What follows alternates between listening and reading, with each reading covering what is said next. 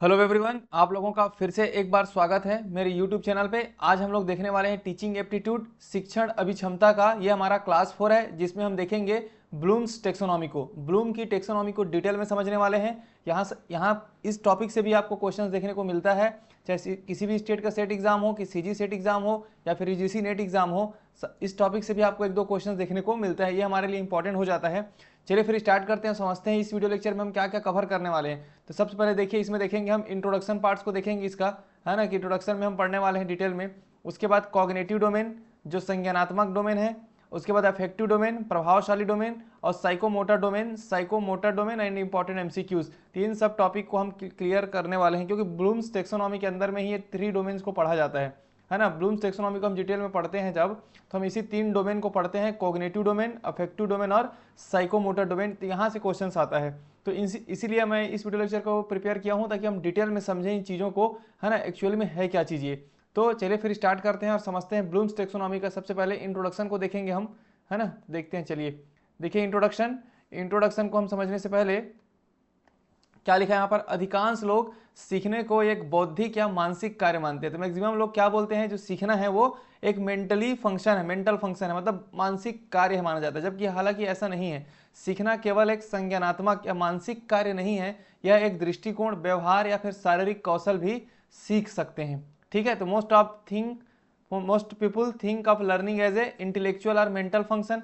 तो मानसिक कार्य ही मानते हैं हम लोग, है ना। लेकिन ऐसा नहीं है, क्योंकि सीखना नॉट जस्ट ए कॉग्निटिव या मेंटल फंक्शन नहीं है। ये हम कहाँ कहाँ और क्या सीख सकते हैं, एटीट्यूड, बिहेवियर, फिजिकल स्किल्स, ये सब भी क्या है, एक सीखना ही है। ये भी एक लर्निंग का ही प्रोसेस है। ठीक है, तो ये हो गया पहला चीज। अब देखते हैं दूसरा, ये विभिन्न श्रेणियां सीखने के 3 क्षेत्र बनाती है। सीखने की इन 3 क्षेत्रों को संज्ञानात्मक जो ज्ञान से संबंधित हो, साइकोमोटर जो कौशल से संबंधित हो, एंड भावनात्मक जो रवैया या फिर आपके भावनाओं से संबंधित हो, वर्गीकृत किया जा सकता है। तो जो सीखने की ये जो प्रक्रिया है, इसको 3 कैटेगरी में हम डिवाइड कर सकते हैं। लिखा है ना, this different categories create 3 domains. तो जो सीखने की जो कैटेगरीज है ना, डिफरेंट कैटेगरीज है, उसको 3 डोमेन्स में हम कन्वर्ट कर देते हैं। ये 3 डोमेन्स क्या है, ये 3 डोमेन्स है। सबसे पहले कॉग्निटिव, सबको भी डिटेल में भी समझने वाले हैं, जैसे नॉलेज पे बेस्ड है ये। साइकोमोटर जो डोमेन है ये किस पे बेस्ड है, ये स्किल्स पे बेस्ड है, आपके कौशल्स पे। एंड अफेक्टिव जो डोमेन होता है आपके एटीट्यूड्स पे डिपेंड करता है। तीनों इस सब चीज़ों को भी डिटेल में हम समझने वाले हैं। अगला देख लेते हैं, तो ब्लूम्स टेक्सोनॉमी शिक्षा में सीखने और सोचने के कौशल के विभिन्न स्तरों को वर्गीकृत और वर्णित करने के लिए उपयोग की जाने वाली एक रूपरेखा है। तो ब्लूम्स टेक्सोनॉमी क्या है, एक फ्रेमवर्क है जो क्या चीज़ बताता है, शिक्षा में, जो एजुकेशन में सीखने और सोचने के कौशल के विभिन्न स्तरों को वर्गीकृत किया गया। तो हम जो सीखते हैं, जो हम सोचते हैं, उसको ब्लूम्स के द्वारा क्या किया गया है, अलग अलग स्तरों में वर्गीकृत किया गया है, जिससे हमें समझने में आसानी होता है। अगर हम किसी स्टूडेंट को पढ़ाना चाहते हैं, है ना, टीचिंग देना चाहते हैं, तो हमें समझना पड़ता है उनको, उनके लेवल क्या है। तो हर एक चीज़ को डिवाइड किया गया है, जिससे हम क्या करें, शिक्षा में सीखने और सोचने के कौशल के विभिन्न स्तरों को वर्गीकृत करके हम उसको अपने उपयोग करते हैं, मतलब अपने यूज करते हैं। ठीक है, देखिए, तो Bloom's taxonomy is a framework used in education to categorise and describe different levels of learning and thinking skills. तो जो भी लर्निंग एंड थिंकिंग स्किल्स को, है ना, उसके जो लेवल्स को, डिफरेंट लेवल्स को डिस्क्राइब किया गया है, कैटेगराइज किया गया है, किनके द्वारा, ब्लूम्स टेक्सोनॉमी के द्वारा। तो ये हो गया पहला पॉइंट। अब देखते हैं इसको, देखो, it was originally developed by A group of educators. इसमें सबसे पहले क्या हो, देखो लिखा है ना, इसे मूल रूप से 1950 के दशक में बेंजामिन ब्लूम के नेतृत्व में शिक्षकों के एक समूह द्वारा विकसित किया गया था। तब से इसे संशोधित और विस्तारित किया गया है। तो पहले ये बेंजामिन ब्लूम साइंटिस्ट है, जो 1950s में इनके साथ में ग्रुप में, शिक्षकों के ग्रुप के साथ इन्होंने डेवलप किया है, सोचने के लेवल को, लर्निंग्स के लेवल को कैटेगराइज किया है। क्योंकि अलग अलग टाइप के हैं, जैसे अफेक्टिव डोमेन अभी हम पढ़ेंगे, कोग्निटिव डोमेन, साइकोमोटर डोमेन हम डिटेल में समझने वाले हैं, है ना। इसको फिर बाद में एक्सपेंड भी किया गया है, मतलब संशोधित भी किया गया है।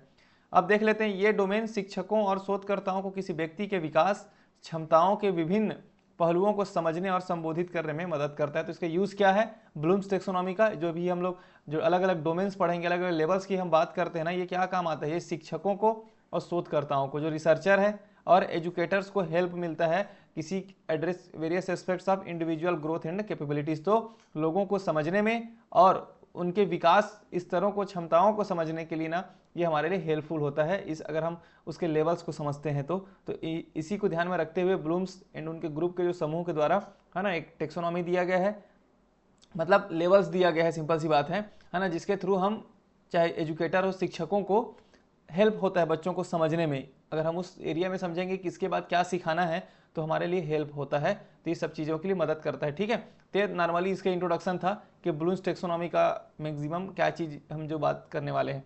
तो 3 डोमेन की हम बात करते हैं यहाँ पर, कॉग्निटिव डोमेन, अफेक्टिव डोमेन और साइकोमोटर डोमेन। तो देखिए, संज्ञानात्मक डोमेन, प्रभावी डोमेन और साइकोमोटर डोमेन, इसी तीनों को हम डिटेल में समझने वाले हैं। क्वेश्चन यहीं से आता है। ठीक है, चलिए फिर देखते हैं। सबसे पहले हम देखते हैं कॉग्निटिव डोमेन, संज्ञानात्मक डोमेन की बात करते हैं। ठीक है, तो संज्ञानात्मक डोमेन बौद्धिक विकास, सोच प्रक्रियाओं और ज्ञान कौशल के अधिग्रहण पर केंद्रित है। तो जो कॉग्निटिव डोमेन है मेनली क्या है, बौद्धिक विकास से संबंधित है। लिखा है यहाँ पे देखिए, the cognitive domain focus on intellectual development. आपके बौद्धिक विकास कितना हो रहा है, थिंकिंग प्रोसेस कैसा है, आप सोचते किस प्रकार से हैं, और नॉलेज एंड स्किल पे बात करता है। ठीक है, तो सिंपल सी बात है, कॉग्निटिव डोमेन के लिए कौन कौन से पॉइंट आप याद रखेंगे। कॉग्निटिव डोमेन किस पे बात करता है, किस पे केंद्रित है, तो बौद्धिक विकास, इंटेलेक्चुअल आपका जो डेवलपमेंट कैसा हो रहा है, कि कैसे आप सोच पाते हैं, है ना, मैं थिंकिंग प्रोसेस क्या है, सोच प्रक्रियाएं क्या है, ज्ञान कितना है, कौशल क्या है, इन पर ही केंद्रित होता है कॉग्निटिव डोमेन। इसमें स्मृति, समस्या प्रधान, आलोचनात्मक सोच सहित संज्ञानात्मक गतिविधियों की एक विस्तृत श्रृंखला शामिल है। तो इसमें हम क्या क्या देखते हैं, देखिए, wide range of cognitive activities including memory, है ना, आपका कितना आप स्मृति, कितना आप याद रखते हैं, समस्या प्रधान मतलब आप प्रॉब्लम सॉल्विंग, आपका कैपेसिटी कैसा है, क्रिटिकल थिंकिंग कैसी है, आपका आलोचनात्मक सोच कैसी है, ये सब चीज़ें हम इसमें देखने वाले हैं। इसमें मतलब पढ़ा जाता है कॉग्निटिव डोमेन में। तो विस्तृत श्रृंखला जैसे रचनात्मकता हो गया, भाषा की समझ कैसी है, इन सब चीज़ों को लेकर के जो अलग अलग लेवल्स डिफाइन किया गया है ना, उसको हम पढ़ते हैं कॉग्निटिव डोमेन में। क्लियर है अब? तो हमारा ये मैक्सिमम बौद्धिक विकास से संबंधित है, ये इस टॉपिक को हम देख रहे हैं। ठीक है, तो वर्गीकरण को अक्सर 6 स्तरों वाले एक पिरामिड के रूप में दर्शाया गया है। तो इसमें 6 लेवल्स होगा, अभी देखेंगे हम, जो आधार पर निम्नतम क्रम सोच कौशल से शुरू होता है और शीर्ष पर उच्च क्रम सोच कौशल तक प्रगति करता है। तो नीचे में जो है वो देखो लिखा है लो ऑर्डर थिंकिंग स्किल्स। तो जो नीचे लेवल है उसमें कम सोचना है, सिंपल सी बात है। लो ऑर्डर थिंकिंग स्किल्स मतलब कम, आपको कम सोचना है।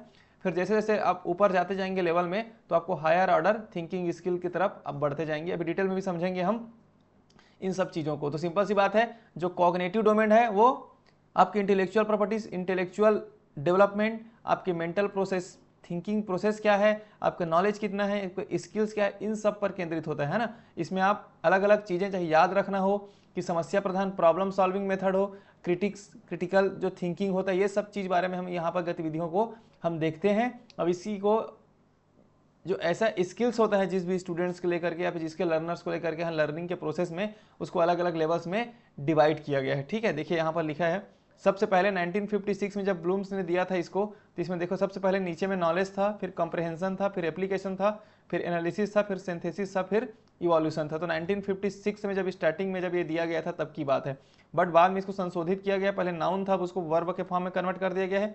अभी रिसेंटली में क्या चलता है, सबसे पहले नीचे लेवल पे है रिमेंबर, फिर होता है अंडरस्टैंड, फिर होता है अप्लाई, फिर होता है एनालिसिस, फिर होता है इवोल्यूएट, फिर होता है क्रिएट। तो देखिए रिमेंबर में क्या है, आपको लो ऑर्डर थिंकिंग स्किल है, मतलब आपको सोचना कम है, सीधा आपको याद रखना है, तो लो ऑर्डर थिंकिंग स्किल्स है।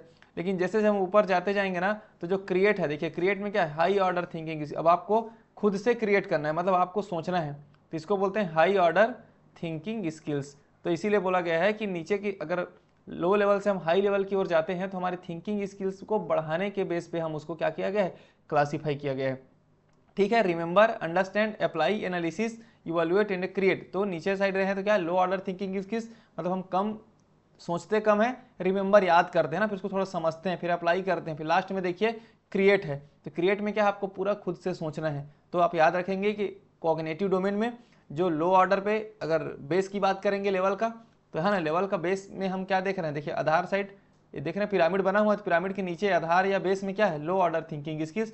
और जैसे जैसे हम ऊपर जाते जाते हैं लेवल्स में तो हमारा थिंकिंग स्किल को बढ़ता है। तो इस आधार पर इसको क्लासीफाई किया गया है। ठीक है, अब एक एक करके हम इन सब पॉइंट्स को समझने वाले हैं।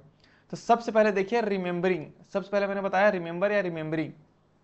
तो इस स्तर में जानकारी को याद रखना या पहचानना शामिल है। तो इस स्तर में हम क्या रखते हैं, दिस लेवल्स इन्वॉल्व्स रिकॉलिंग और रिकॉग्नाइजिंग इन्फॉर्मेशन।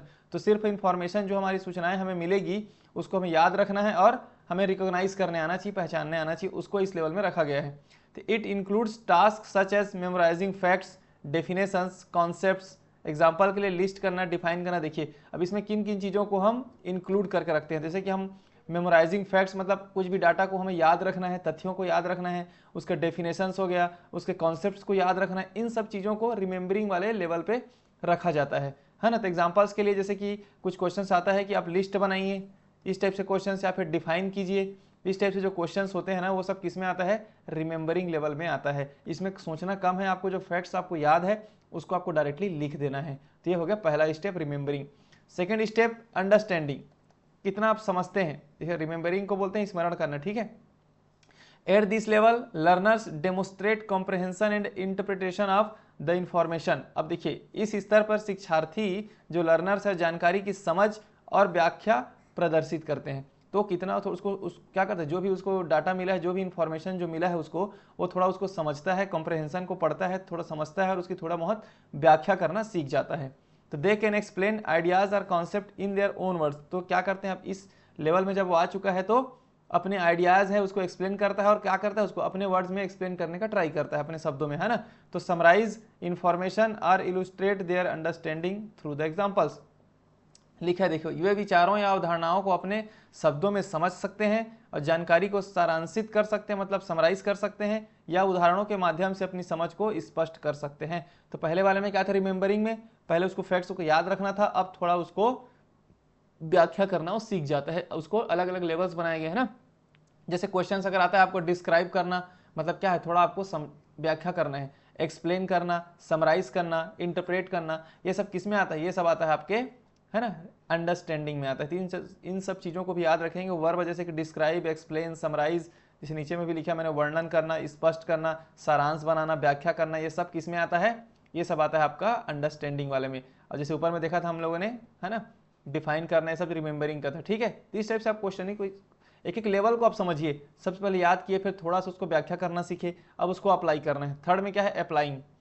तो applying involves using acquired knowledge and understanding to solve problems. देखिए अप्लाइंग में क्या इंक्लूड है, तो आवेदन करने में, आवेदन मतलब अनुप्रयोग समझ लेंगे इसको, है ना।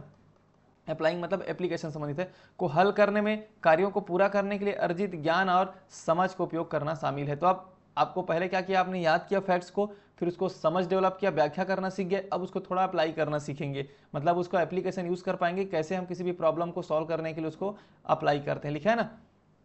Understanding to solve problems, complete task, किसी भी चीज़ को आपको कंप्लीट करना है तो आप उसको अप्लाई करेंगे, उस कॉन्सेप्ट जो आपने पढ़ा है। Apply concepts in a practical situation, तो आपको जो भी व्यवहारिक स्थितियां आएंगी उसमें आपको अवधारणाओं को क्या करना है, अप्लाई करने सीखना है। इसको रखा गया थर्ड लेवल पे। It focuses on the use of knowledge rather than just the comprehension of it. तो यह केवल ज्ञान की समझ के बजाय उसके उपयोग पर ध्यान केंद्रित करता है। अब देखिए सेकेंड वाले में क्या था, कॉम्प्रहेंशन को हम समझ रहे थे, है ना, किसी भी पैसेज को हम वहां पर समझे, उसको समझने की बाद अप्लाई करने की बात पे बात करता है थर्ड स्टेप, अप्लाइंग, ठीक है, बहुत आसान है। जैसे कि वर्ब से लिखा रहता है, अप्लाई करिए, सॉल्व करिए, डेमोस्ट्रेट करिए, यूज, इन सब कॉन्सेप्ट को हम किस में पढ़ते हैं, इन सब क्वेश्चंस में अगर आता है ना, अप्लाई, सॉल्व, डेमोस्ट्रेट, ये सब किस में आ जाएगा, थर्ड स्टेप में आ जाता है, थर्ड लेवल में आ जाता है अप्लाइंग में। तो इसको लागू करें, हल करना, प्रदर्शित करें, उपयोग करें, ये सब किस में है, अप्लाइंग के अंतर्गत आता है। ये सब चीज़ों को आप याद रखेंगे। देखिए हमारा थोड़ा थिंकिंग स्किल्स थोड़ा डेवलप होते जा रहा है। सबसे पहले हम लोग याद किया, थोड़ा बहुत व्याख्या किए, अब उसको प्रॉब्लम पे हम क्या करें, अप्लाई करना सीख रहे हैं ना। थिंकिंग स्किल्स हमारा क्या होता जा रहा है, धीरे धीरे बढ़ते जा रहे हैं लेवल्स के अकॉर्डिंग। अब अगला है एनालाइजिंग, अब उसको एनालाइज करना है, मतलब विश्लेषण करना है उसको। देखिए तो analysing requires learners to break down information into its components and examine relationship और पैटर्न्स। तो देखिए अब इसमें क्या करना है, आप जो इन्फॉर्मेशन जो सीख चुके हैं, जो आपको सूचनाएं मिल चुकी है, जो भी आपको ज्ञान मिला है, उसको आप क्या करते हैं, आप उसको कंपोनेंट्स में आप डिवाइड करते हैं, छोटे छोटे कंपोनेंट्स में, घटकों में विभाजित करके उसके पैटर्न्स को समझने का ट्राई करते हैं, उनके संबंधों को हम समझने का ट्राई करते हैं। जैसे कि कुछ भी आपको प्रॉब्लम मिला है ना, प्रॉब्लम मिला, आप उसको क्या करेंगे, अलग अलग पार्ट्स में तोड़ेंगे पहले प्रॉब्लम को सॉल्व करने के लिए, फिर आप देखेंगे सबका एक दूसरे से रिलेशन कितना है, एनालाइज करेंगे उसको कि हम कहाँ से इसका सॉल्यूशन निकाल सकते हैं। तो ये आ जाता है एनालाइज में, लिखा भी है देखिए। विश्लेषण करना, विश्लेषण के लिए शिक्षार्थियों को जानकारी को उसके घटकों में विभाजित करने और उनके संबंधों या पैटर्न की जांच कराने की आवश्यकता होती है। तो इस स्टेप में अगर इस लेवल तक अगर कोई पहुंच चुका है लर्नर्स लर्निंग में, तो क्या है, वो एनालाइजिंग कर रहा है, अब एनालाइज करना सीख गया है, ठीक। तो they may compare and contrast ideas, identify causes and effects, or analyse the structure of a concept, समझते हैं वे विचारों की तुलना और अंतर कर सकते हैं। अब इस स्टेज में आने के बाद, इस लेवल में आने के बाद वो विचारों की तुलना कर सकते हैं, कंपेयर कर लेते हैं, या फिर डिफरेंस क्या क्या है उसको भी समझना स्टार्ट कर देता है।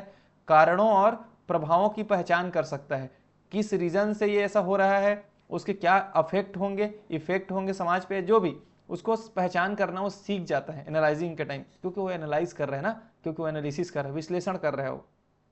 अगर एग्जांपल में देखें जैसे आता है क्वेश्चंस में आता लिखा रहता है ना, analyse, compare, contrast, differentiate, diagnose, ये सब टर्म किससे संबंधित है? इन सब टर्म को एनालाइजिंग से संबंधित रखते हैं हम, क्योंकि ये सब टर्म का मीनिंग ये है कि आपको एनालाइज करना है, आपको कंपेयर करना है, एक दूसरे से कंपेयर कैसे करेंगे? जब तक आप एनालिसिस नहीं करेंगे कंपेयर नहीं कर सकते ना। अब एनालिसिस करने के लिए मैंने यहाँ पे साफ साफ बोला है कि प्रॉब्लम को क्या करते हैं, पहले लर्नर्स उसको जो भी अपना नॉलेज है उसको अलग अलग ब्रेक डाउन करता है, अलग अलग घटकों में तोड़ देता है, विभाजित करता है, फिर उसका यूज करता है, तो ये होता है एनालाइज। ठीक है, जैसे डिफरेंशिएट हो गया, डायग्नोस हो गया, लिखा है ना यहाँ पर, विश्लेषण करें, तुलना करें, विपरीत करें, अंतर करें या फिर निदान करें। थोड़ा ट्रांसलेशन में थोड़ा डिफरेंशिएट होता है वर्ड्स का, अब उसको मैनेज करेंगे, है ना। एनालाइजिंग में हो गया विश्लेषण। आते हैं फिफ्थ, इवोल्यूशन। इवोल्यूशन का मतलब होता है मूल्यांकन करना। ठीक है, at this level learners make judgements and assessments based on criteria and evidence. अब इस स्तर पे जो शिक्षार्थी है ना, मानदंड और साक्ष्य के आधार पर, जो भी साक्ष्य मिला है, जो भी एविडेंस मिला है, जो भी क्राइटेरिया उसको दिया गया था, उसके बेस पे अब वो निर्णय और मूल्यांकन करना सीख जाते हैं। सिंपल सी बात है, जजमेंट्स करना उसको आ गया है, असेसमेंट करना उसको सीख गया है, तब उसको कौन से लेवल में बात करेंगे हम? इवोल्यूशन। इवैल्यूएशन बोलते हैं ना, मूल्यांकन। तो किस आधार पर करेगा वो? किसी एविडेंस के आधार पर, साक्ष्य के आधार पर, किसी क्राइटेरिया के आधार पर, मानदंड के आधार पर वो मूल्यांकन करना जब सीख जाता है तो वे जानकारी, तर्क या समाधान की वैधता की आलोचना, औचित्य, मूल्यांकन कर सकते हैं। लिखा है यहाँ पे देख एंड क्रिटिक। अब देखिए वो आलोचना कर सकते हैं, जस्टिफाई कर सकते हैं, उसको एक्सप्लेन कर लेता है।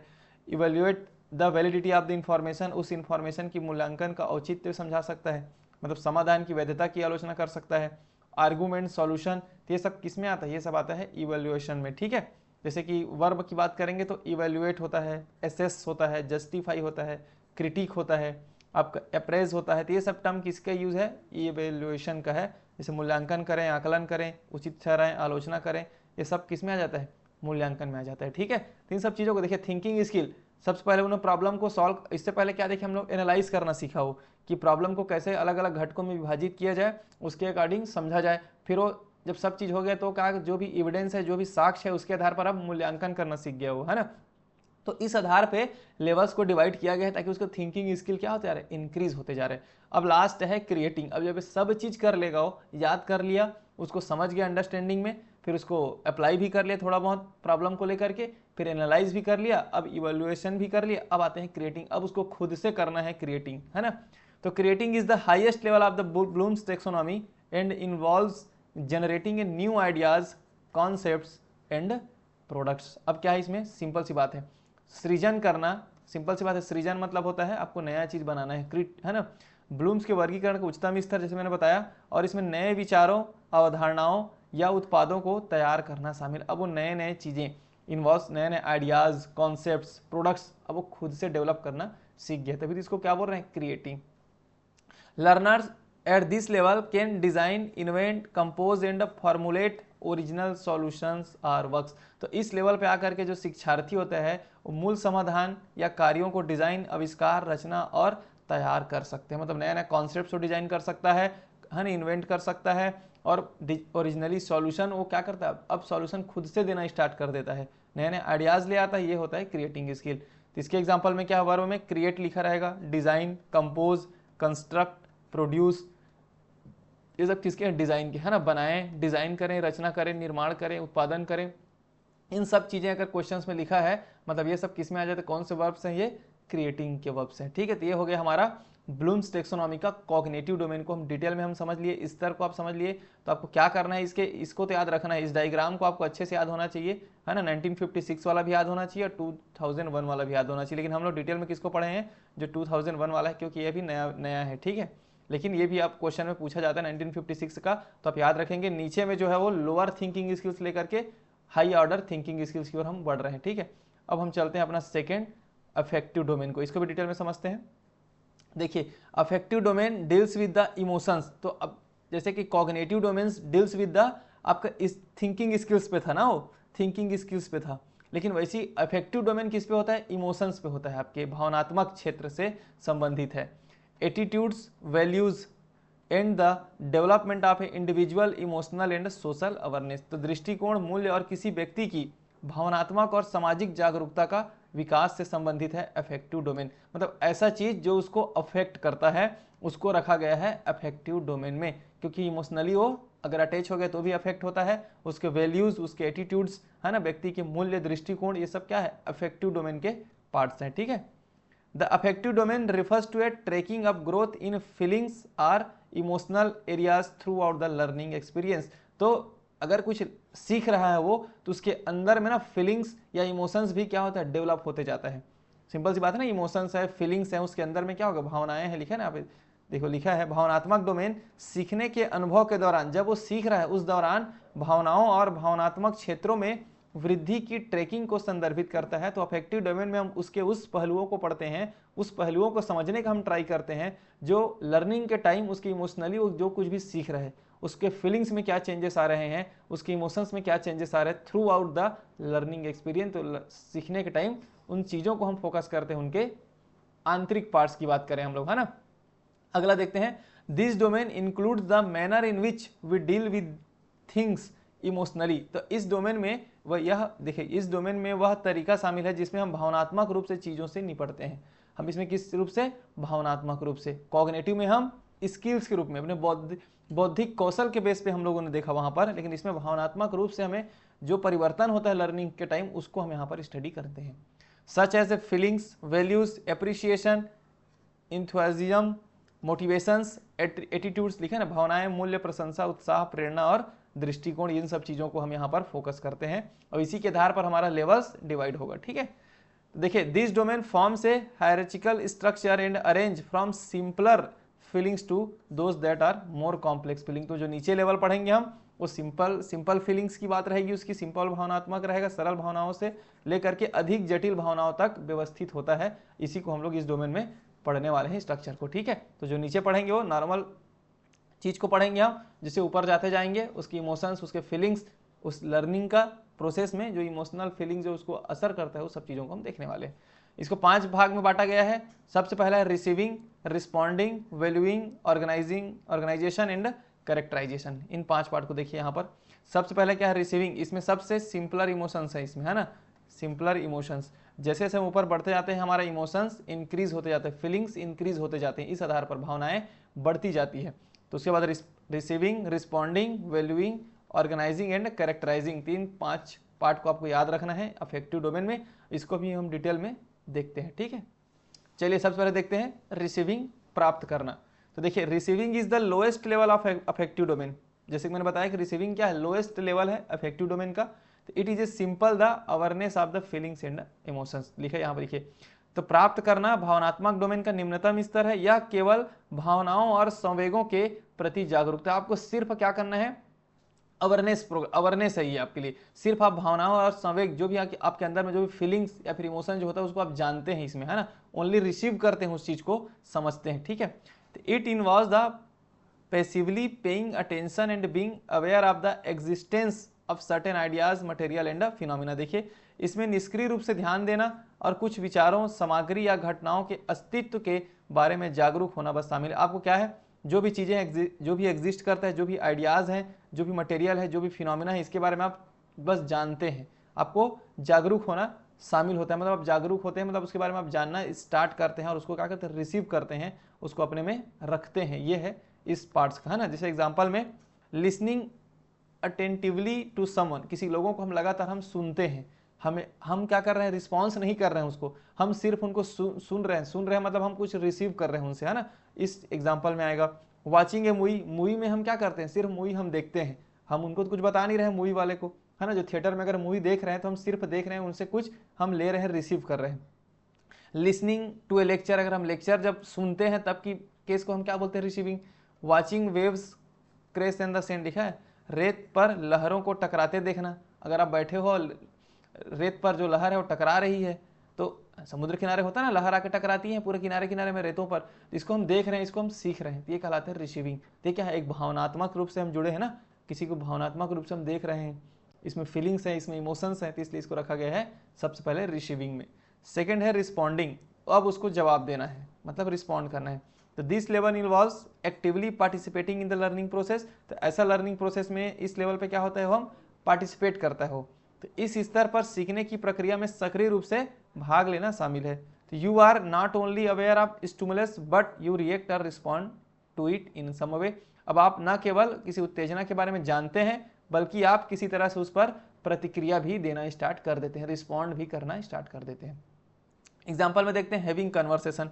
अभी तक क्या थे, रिसीविंग में हम सिर्फ सुन रहे थे, अब उसको हैविंग कन्वर्सेशन, मतलब आप बातचीत करना स्टार्ट करते हैं, आप भी उस पर रिस्पॉन्स दे रहे हैं। दूसरा पार्टिसिपेटिंग यानी ग्रुप डिस्कशन, अब ग्रुप डिस्कशन में सुन बस नहीं रहे, आप उसमें पार्टिसिपेट करना स्टार्ट कर दिए हैं, ये सब चीज़ें। गिविंग ए प्रेजेंटेशन, जब आप प्रेजेंटेशन देते हैं तो भी आप क्या है, रिस्पॉन्ड कर रहे हैं ना, कोई क्वेश्चन पूछता है बीच में, जो भी सुन रहे हैं, टीचर हैं, जजेस हैं, जो भी, तो उसके बाद कंपाइलिंग द विथ प्रोसीजर, तो किसी भी प्रोसीजर को आप कंपाइल कर रहे हैं, ठीक है, प्रक्रियाओं का अनुपालन करना या निर्देशों का पालन करना, ये सब चीज़ें किस में आती है, रिस्पॉन्स करना, क्योंकि आप रिस्पॉन्स कर रहे हैं, तो इसको रिस्पॉन्डिंग। बहुत आसान है, वर्ड्स में लिखा है, उसकी बेस में हमें समझना है।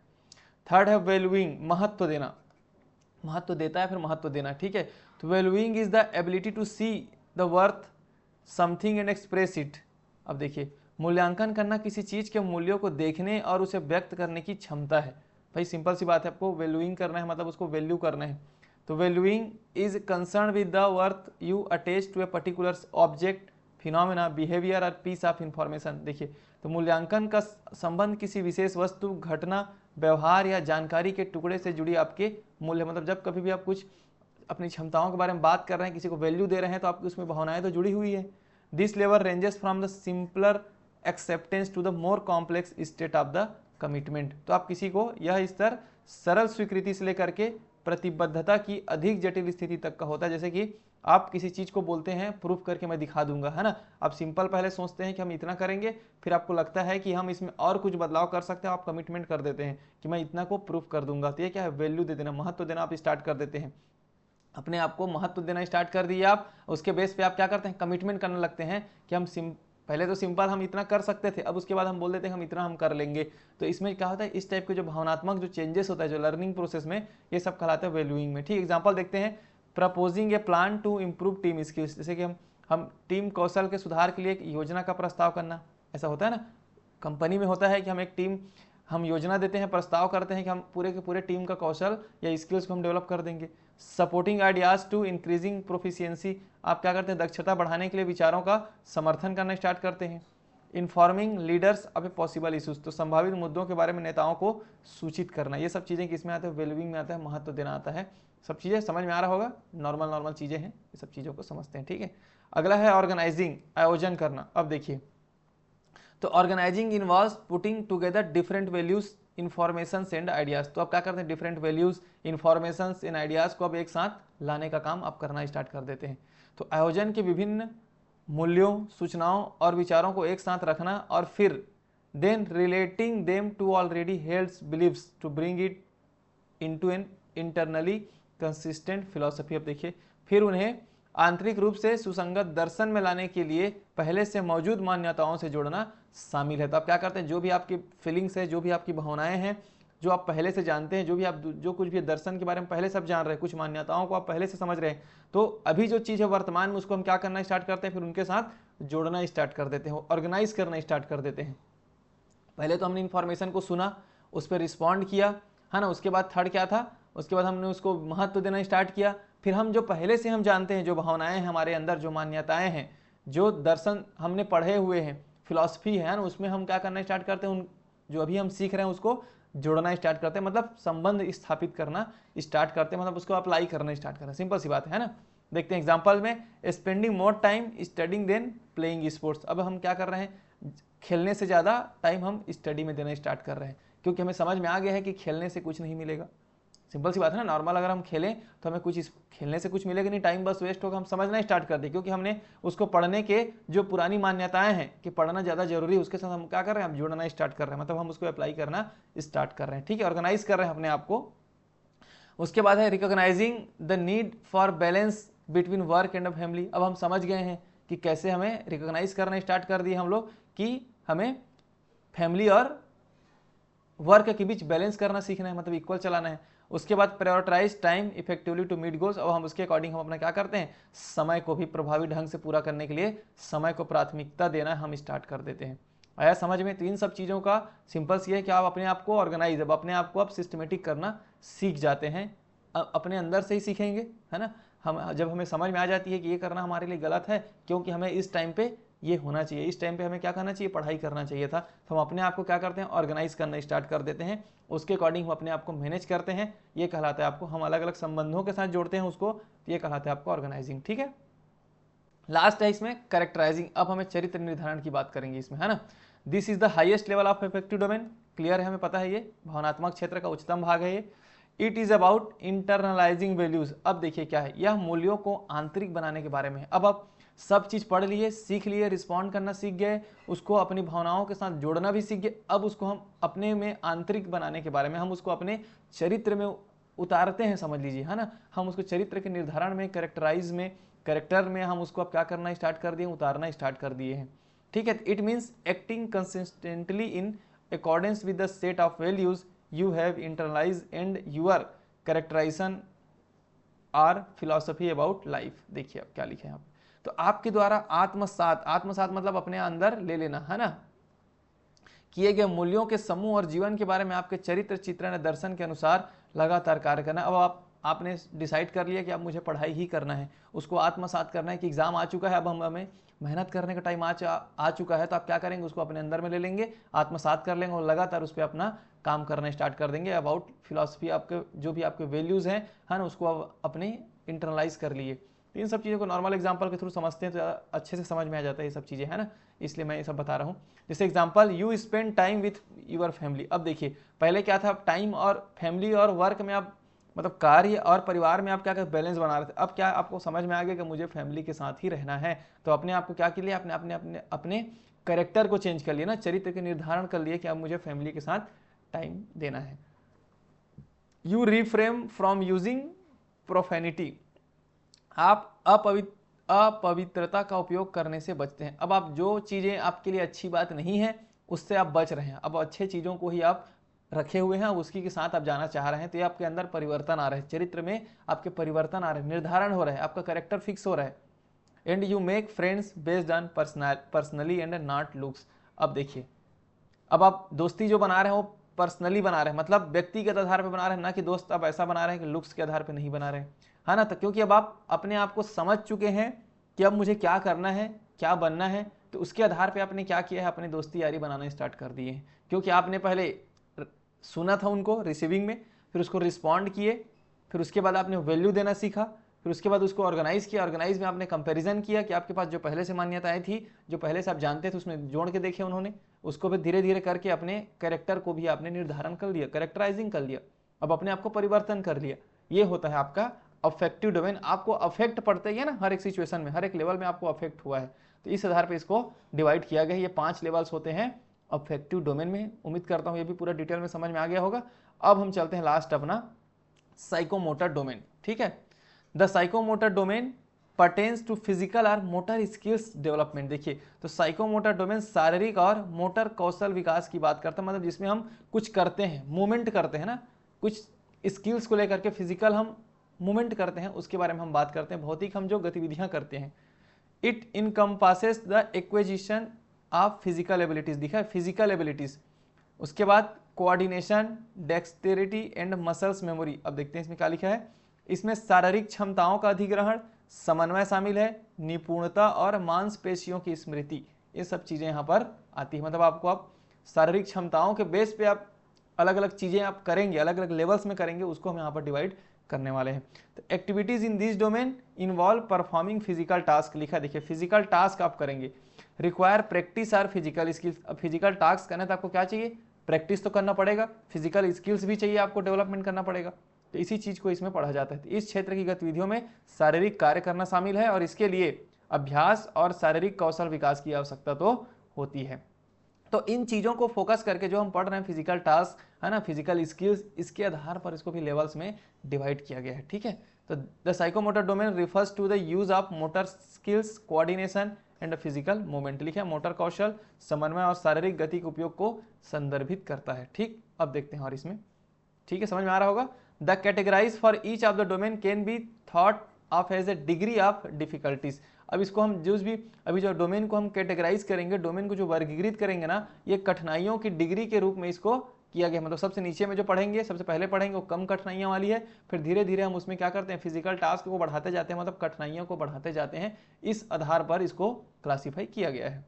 तो the domains are arrange so categorize proceed from the simplest to more complex level. पहले सिंपल से लेकर के मोर कॉम्प्लेक्स लेवल की ओर हम जाएंगे। लिखा ना, श्रेणियों को सबसे सरल से लेकर के अधिक जटिल स्तर तक आगे बढ़ाती है। For example, you may start with a simple task such as copying another person.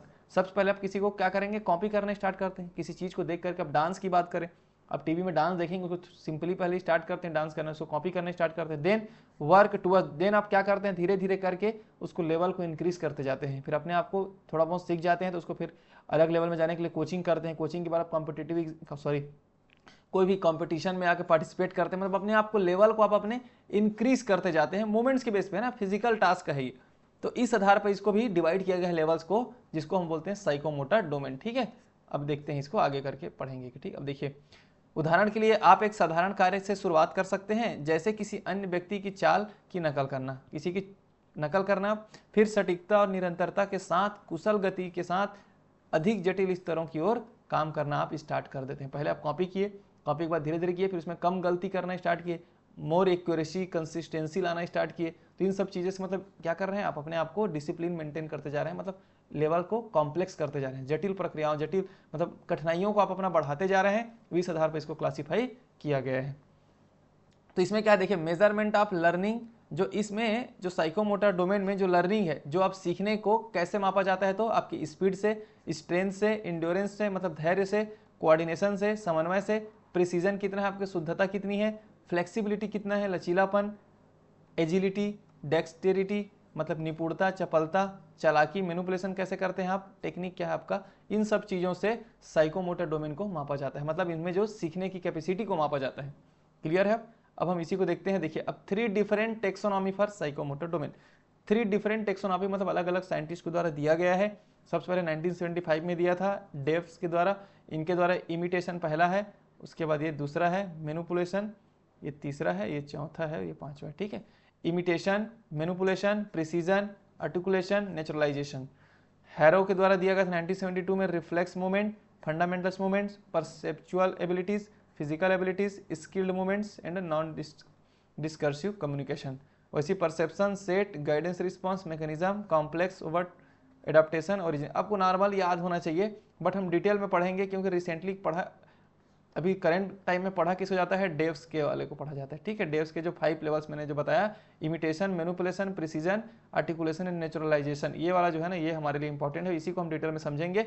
आप इनको बस याद बस रख सकते हैं रफली आइडिया के फॉर्म में। अगर क्वेश्चन आ गया तब चांसेस ज़्यादा है कि डेव्स से ही आता है 1975 वाले से। ठीक है, तो इसी 3 लेवल्स के बारे में साइकोमोटर डोमेन को अलग अलग साइंटिस्टों के द्वारा बताया गया था, जिसमें हम डेव 1975 के उसको हम समझने वाले हैं। ठीक, क्योंकि वो हमारे लिए इंपॉर्टेंट है। बट आपको ये दोनों भी याद रहे, थोड़ा बहुत रफली एक आइडिया के फॉर्म में रहे आपको। देखते हैं सबसे पहले क्या है, जैसे कि मैंने बोला, सबसे नीचे में क्या रहेगा, इमिटेटिंग, फिर होगा मैनिपुलेटिंग, फिर होगा प्रिसाइजिंग, फिर होता है आर्टिकुलेटिंग, फिर होता है नेचुरलाइजिंग। अब देखते हैं एक एक करके सबको समझ लेते हैं जल्दी जल्दी, है ना। तो देखिए, Dave psychomotor domain is the simplest domain and easiest to apply. तो डेव का जो साइकोमोटर डोमेन है सबसे सरल है और लागू करने में इसको आसान होता है। It captures levels of competency in the stages of learning from initial exposure to final mastery. आप इनिशियली उस चीज़ को देखेंगे, फिर एक दिन आप उसमें मास्टर हो जाएंगे। इसका कहने का मतलब ये है ना। यह प्रारंभिक प्रदर्शन से लेकर अंतिम निपुणता तक सीखने के चरणों में योग्यता के स्तर को दर्शाता है। मतलब स्टार्टिंग में आप खुद सीखेंगे और धीरे धीरे करके आप इतना हो जाते हैं कि आप एक दिन मास्टर बन जाते हैं, मतलब उस चीज़ को आप सिखाने लगते हैं। इसी के आधार पर इनको डिवाइड किया गया है लेवल्स में। आप समझ लेते हैं जल्दी जल्दी, है ना। सबसे पहले देखते हैं इमिटेट। इमिटेट क्या होता है, देखिए, the ability to observe and pattern your behaviour after someone else. आप सबसे पहले उसको व्यवहार को देखते हैं और उसके अनुरूप अपने आप को ढालने की आप क्षमता डेवलप करते हैं, उसको बोलते हैं इमिटेट। अनुकरण करना, नाम देखिए हिंदी में लिखे अनुकरण। तो at this level you simply copy someone else और replicate someone actions following observation. तो आप इस स्तर पर आप बस किसी और को नकल करते हैं या फिर टिप्पणियों के बाद किसी के कार्यों की नकल करते हैं, मतलब आपको नकल करना है देख के, है ना, उसको कॉपी करना है। इसको रखा गया है इमिटेट बोलते हैं, अनुकरण करना। अगला है manipulate, the ability to perform certain actions by memory or following instruction.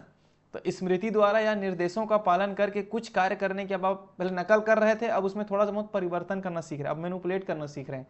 तो इस स्तर पर आप लिखित या मौखिक निर्देशों से कोई कार्य कर सकते हैं। तो इस at this level you can perform task from written और वर्बल इंस्ट्रक्शन। अब देखिए सबसे पहले आपने सीधा कॉपी किया है, आपको इंस्ट्रक्शन नहीं फोकस था, आपने कॉपी करना सीखा। फिर आप क्या है, आपके में इतना डेवलपमेंट हो गया, आप मैनिपुलेट करना सीख गया। मतलब आपको कोई अगर कोई आपको निर्देश भी दे रहा है, चाहे रिटर्न में दे रहा है कि मौखिक में दे रहा है कि लिखित में दे रहा है, आप थोड़ा बहुत उसको करना सीख गए, मैनिपुलेट करना सीख गए, ठीक है, उसको हेर फेर करना सीख गए, ठीक। थर्ड पोजीशन देखते हैं, प्रिसीजन, ये है परिशुद्धता, the ability to perform certain actions with some level of expertise. अब इसमें थोड़ा सा आप एक्सपर्ट हो गए हैं, उस चीज को करने में थोड़ा आप क्या है, एक्सपर्ट की जैसा भूमिका आप निभाना स्टार्ट कर दी, मतलब आपको प्रिसीजन आना, परिशुद्धता आना, शुद्धता आना आपके में बढ़ गया है। एंड विदाउट हेल्प ऑफ या इंटरवेंशन फ्रॉम अदर्स, मतलब आप सबसे पहले तो आपने कॉपी किया, फिर उसमें थोड़ा बहुत मैनिपुलेट करना सीखा, अब उसको एक्सपर्टीज वाला लेवल आ गया। अब आपको देखिए एक बार फिर से बताता हूं मैं,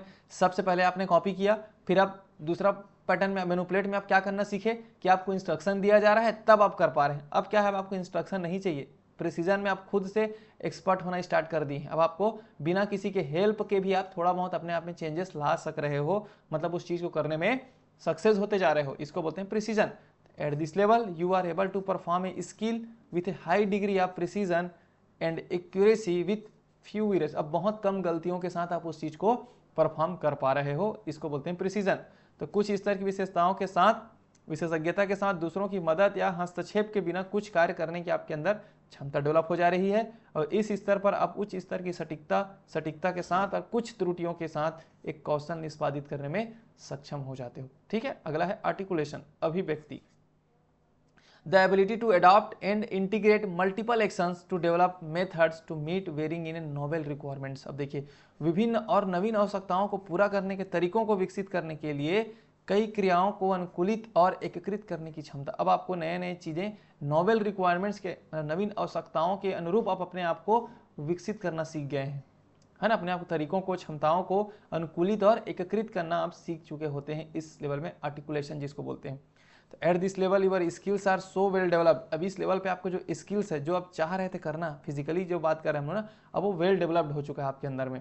and that you can modify movement to fit special requirements or to meet a problem situation. देखिए इस स्तर पर आपके कौशल इतनी अच्छी तरीके से विकसित होते हैं कि आप विशेष आवश्यकताओं के अनुरूप या किसी समस्याओं की स्थिति को पूरा करने के लिए आंदोलन को संशोधित कर सकते हैं। मतलब मूवमेंट को, आंदोलन मतलब यहाँ पर मूवमेंट मतलब आपका मूवमेंट जो आप करना चाह रहे हैं ना, अब उसको आप संशोधित कर सकते हैं। मतलब अपने आपके अंदर इतना स्किल डेवलपमेंट हो चुका, क्योंकि हमने बहुत कम गलतियों के साथ तो यहाँ पर सीख गए ना, प्रिसीजन में बहुत कम गलतियों के साथ उस चीज़ को सीख गए। अब आर्टिकुलेशन में और बहुत अच्छा सीख गए हैं, अब इतना सीख गए हैं कि हमारे अंदर इतना स्किल डेवलप हो गया है कि अगर हम थोड़ा बहुत परिवर्तन उसमें करना चाह रहे थे, कुछ आवश्यकताएं पड़ रही है ना, मॉडिफाई करने के लिए, तो आप उसको स्पेशली रिक्वायरमेंट जो पड़ रहा है उसमें आप अपने आप को संशोधित भी कर सकते हैं, आर्टिकुलेट, या फिर आप उसके बेस पे आप अपने आप को आर्टिकुलेट या फिर अभिव्यक्त कर पा रहे हैं ना। अब लास्ट है हमारा नेचुरलाइजेशन। अब आप प्राकृतिकरण, देखिए इसका मतलब, the ability to perform actions in a automatic, intuitive, है ना, एंड अनकॉन्शियस वे। अब देखिए स्वचालित, सहज और अचेतन तरीके से कार्य करने की क्षमता। अब आपको किसी को बताने की जरूरत नहीं है, आप ऑटोमेटिक उस चीज को कर पा रहे हैं, क्योंकि आपके अंदर इतना स्किल डेवलप हो गया है, इतना कुछ आप कठिनाइयों को पार करके इस पोजीशन पे पहुंच गए हैं कि आप नेचुरली आप उस चीज़ को कर रहे हैं, आपको कोई टेंशन नहीं हो रहा है। आप नॉर्मली ना किसी के निर्देश की जरूरत है, ना थोड़ा बहुत परिवर्तन करने की जरूरत है, आप पूरा अच्छे तरीके से सीख गए हैं, बिना किसी भी अचेतन, सहज, आराम से आप कर लें। तो at this level your performance is automatic with the little physical और मेंटल एक्सटेशन। अब आपको बहुत कम आपका शारीरिक और मानसिक परिश्रम करना पड़ रहा है, आप नेचुरली उसको चीज़ को करना सीख गए हैं, सिंपल सी बात है। Your performance has become second nature or natural without needing to think much about it। तो देखिए इसके बारे में ज़्यादा सोचने की भी जरूरत नहीं है। अब आपका जो प्रदर्शन है वो दोयम दर्जे, मतलब टॉप लेवल का प्रदर्शन हो गया है, जिसमें बिना कुछ सोचे आप कर पा रहे हैं, मतलब आप नेचुरली आपसे हो रहा है वो चीज़ें, नेचुरल आपके लिए हो गया, प्राकृतिकरण हो गया आपका, उस चीज़ आपके अंदर समा गया है, समझ लीजिए, है ना। तो हमने देखा, सबसे पहले हम लोगों ने देखा इसमें इमिटेट कॉपी किए, फिर उसको थोड़ा बहुत मैनिपुलेट किए, किसी के निर्देशों के आधार पर, इन्फॉर्मेशन के आधार पर हम कर पा रहे थे। फिर हम सोचे कि किसी के बिना हेल्प किए हम थोड़ा बहुत उसको कर पा रहे थे। उसके बाद हमने उसमें परिवर्तन करना सीख गए, स्पेशल रिक्वायरमेंट्स के आधार पर हमने उसमें परिवर्तन भी किया है ना स्किल को, फिर लास्ट में वो हमारे नेचुरली हो गया। अब हम इससे रिलेटेड कुछ MCQs देख लेते हैं, ठीक है। तो which of the following is the domain of learning according to Bloom. तो ब्लूम के अकॉर्डिंग कौन सा डोमेन होता है इसमें से? प्रोफेशनल नहीं होता, एक्सपेरिमेंटल नहीं होता, सोशल नहीं होता, क्या होता है? अफेक्टिव होता है। अफेक्टिव डोमेन हमने देखा था, कॉग्निटिव डोमेन देखा था, और साइको मोटर डोमेन, ठीक है। तो पहला का आंसर डी देख सकते हैं, प्रभावशाली, ठीक है। ब्लूम के अनुसार निम्नलिखित में कौन सा सीखने का क्षेत्र है? अब देखते हैं दूसरा question. According to Bloom's taxonomy which option is incorrect for the preparation of objective based questions. देखिए, ब्लूम के वर्गीकरण के अनुसार वस्तुनिष्ठ आधारित प्रश्नों की तैयारी के लिए कौन सा विकल्प गलत है? तो देखिए, एनालिसिस होता था, इवोल्यूशन हमने पढ़ा है, एप्लीकेशन भी पढ़ा है, अप्लाई पढ़ा है ना, लेकिन सेल्फ एक्चुअलाइजेशन नहीं पढ़ा है। तो आंसर क्या होगा इसका? थर्ड, ये हमारा नहीं है, विच इज इनकरेक्ट ऑप्शन ना, क्योंकि विश्लेषण, मूल्यांकन, अप्लाइंग, आवेदन करना सब हमने देखा है, बट ये नहीं था आत्मबोध, ठीक है। According to Bloom's taxonomy remembering is a factor of objective, किसमें है रिमेंबरिंग? रिमेंबरिंग था आपका कॉग्निटिव डोमेन में था। तो ब्लूम के वर्गीकरण के अनुसार याद रखना उद्देश्य का एक कारक है, किसमें था वो? कॉग्निटिव डोमेन में था ना, संज्ञानात्मक। बहुत आसान क्वेश्चन को मैंने लिया है। What do knowledge comprehension, application analysis, synthesis and evaluating belongs to, किसमें आता है? Knowledge comprehension, application analysis, synthesis, ये आता है आपका कॉग्निटिव डोमेन में। जो 1956 वाला है ना, उसका है एग्जांपल। किसका है ये? 1956 में जो ब्लूम्स टेक्सोनॉमी था कॉग्निटिव डोमेन का, उसमें नॉलेज कंप्रहेंशन, एप्लीकेशन था। तो किसका आंसर क्या होगा? कॉग्निटिव डोमेन, संज्ञानात्मक डोमेन, ठीक है। अगला क्वेश्चन है, identify the correct sequence of the cognitive behaviour in the taxonomy of educational objectives. तो देखिए, इसको आपको अरेंज करना है, किसके बाद क्या है? सबसे पहले रिमेंबरिंग, उसके बाद अंडरस्टैंडिंग, ऐसा होता है ना, उसके बाद आपको याद रखना है एक एक करके। इसको मैं बता सकता हूँ, लेकिन आप इसको कमेंट बॉक्स में मुझे कमेंट करके बताएंगे, सीक्वेंस में लिखेंगे ABC, जो भी आपको लगता है, DFE जो भी है ना, उसके अकॉर्डिंग आप मुझे कमेंट बॉक्स में इसका आंसर बताइए, क्योंकि एक प्रैक्टिस के लिए है, ठीक है। तो इस टाइप से आपको क्वेश्चंस देखने को मिलेगा ब्लूम्स टेक्सोनॉमी से। क्वेश्चन आया भी हुआ है प्रीवियस ईयर के, अगर क्वेश्चन पेपर को देखोगे आप तो इस चीज़ों को हम देखिए, डिटेल में तो आपको नहीं पढ़ना है, सब चीज़ें मैंने डिटेल में समझाया है, आपको बस सीक्वेंस पता होना चाहिए, किसके बाद क्या है, और सबका थोड़ा थोड़ा मीनिंग होना चाहिए आपको, है ना। बट मैंने डिटेल में आपको समझा दिया ताकि आपको याद रखने में और लॉन्ग टाइम तक आपके मेमोरी में आपको रखने में आपको यूज़ होगा ये चीज़ें, क्योंकि इस चीज़ों को समझना बहुत जरूरी था, और सीक्वेंस के आधार पर ही क्वेश्चन इसमें आता है, किसके बाद क्या होता है ना। तो अगर आप डिटेल में समझे रहेंगे, उसके एक्चुअल मीनिंग को आप समझे रहेंगे, तो आपको याद रखने में आसानी होगी। इसलिए मैंने इसको डिटेल में एक्सप्लेन किया है। थोड़ा वीडियो लेंदी हुआ है ना, लॉन्ग है वीडियो, बट आपके लिए यूजफुल है, ठीक है। तो उम्मीद करता हूँ वीडियो आपको समझ में आया होगा। अच्छा लगा चैनल को सब्सक्राइब कर देना, वीडियो को लाइक कर देना, अपने दोस्तों में शेयर कर देना। मिलते हैं नेक्स्ट वीडियो लेक्चर में, तब तक के लिए थैंक यू, बहुत बहुत धन्यवाद आप सभी लोगों का, थैंक यू।